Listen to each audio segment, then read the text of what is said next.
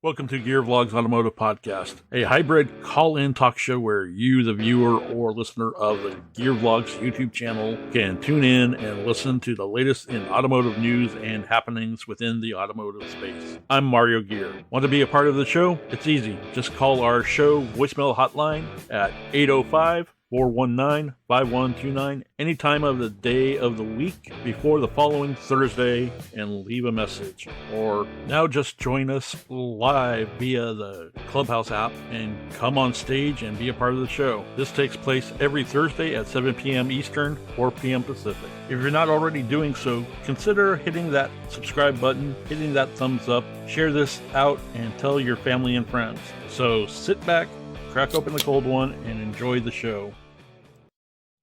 Our first story of the day comes from Tesla. Tesla responds to Autopilot concerns.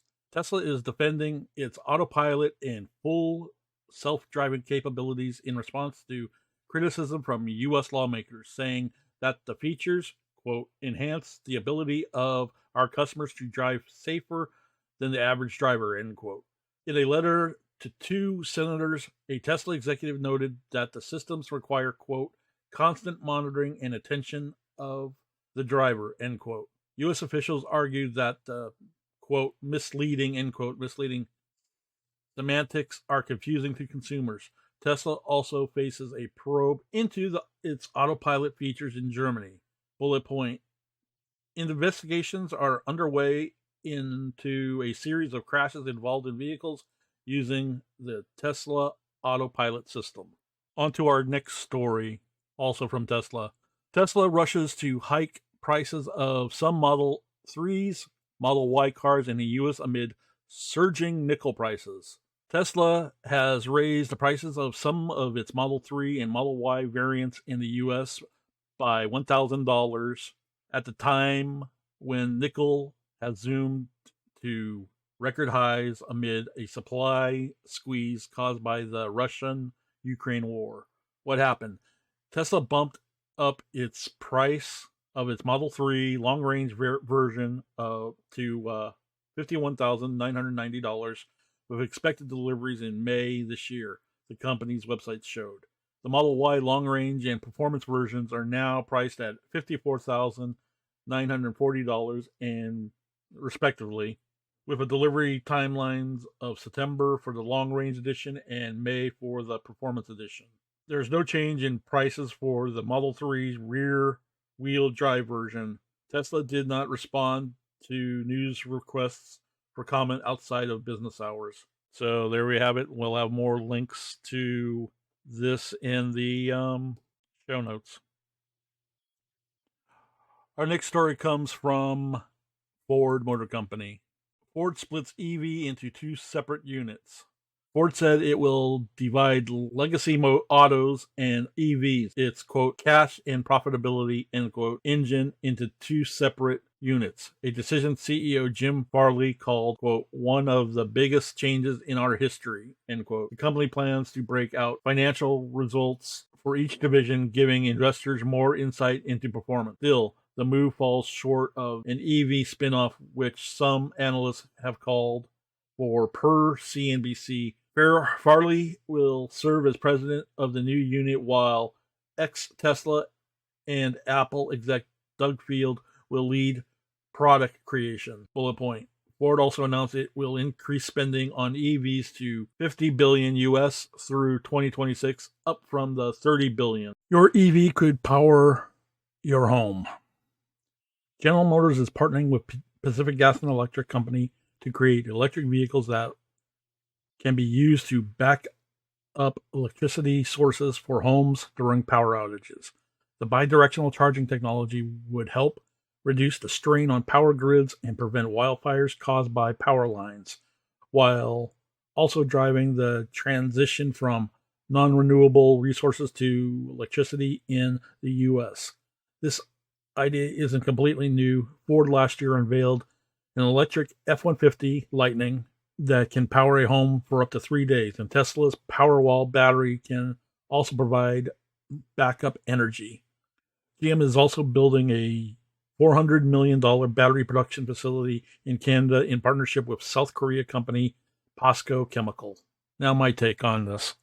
PG&E working in conjunction with GM because of, quote, power line and grid. Well, it sounds more like PG&E needs to clean up house first for the reason why these wildfires are starting. As you can see here, wear and tear of these items that are supposed to hold these transmission lines in place. And they're wearing and tearing. And yet PG&E states that, they have an inspection process of using helicopters to inspect the lines and drones to inspect the lines. Well, from a helicopter's standpoint, I don't think that the pilot can be flying the helicopter, maintaining his direction, watching his controls, and manning a camera. Maybe that's not how the case is, but you're going to tell me they're going to be able to fly a camera and get this detailed information up close to a tower during an inspection process or flyby? I don't think so. Hey, what do I know? GM decides to get in bed with a company that's supposedly filed bankruptcy. So good luck on that one. And now on to our next story. If you're ever looking at wanting to work for Ford, here is a listing that they had recently posted. Join us if you want to reimagine mobility for tomorrow's world. Today, you'll use cutting-edge technology to solve complex problems with incredibly smart team and feel the satisfaction of seeing people use your products on the road every day. Check out our product development DAT opportunities at bit.ly/3 lowercase s, capital O, lowercase d, lowercase z, capital Y, 7, and watch for new postings weekly. And there you go. So if you want to apply for Ford, there you go. I'll have links to all of these news articles in the show notes. On to our next story. March 4th, 2022 was Employee Appreciation Day, as MagnaFlow writes. We had to postpone our celebration due to weather conditions. Today, we had a chance to celebrate our amazing team. Everyone was able to commingle with fellow coworkers while eating some delicious tacos, playing cornhole, and winning prizes. MagnaFlow recognizes that together everyone achieves more, aka team. Happy Employee Appreciation Day. So that's kind of cool that they get to do that, which I think black companies, you don't hear or see this every day, which is kind of cool. And on to our last story.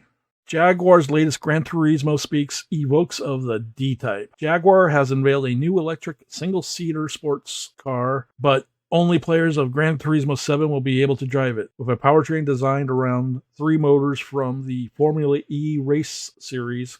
The Vision Gran Turismo Roadster packs over 1,000 horsepower, can hit 60 miles per hour in less than 2 seconds, and has a top speed of 200 miles per hour, like a D-Type for the 21st century. The car features a semi-enclosed cockpit with a swept-back windscreen and even a rear fin that can be deployed at speeds for increased stability without adding drag. It joins Jaguar's Vision GT Coupe and Vision GT SV in the popular driving simulator game, models which joined the virtual realm in 2019 and 2020 respectively. Both are battery powered, and the latter, which imagines an electric endurance racer, actually spawned a real life design study. Way cool. So there we have it, and here are some videos YouTube thinks you might like. The next segment clip will be up shortly. Be sure to hit that subscribe, like, comment, and share buttons for this episode. Thanks for hanging out, and I'll see you soon.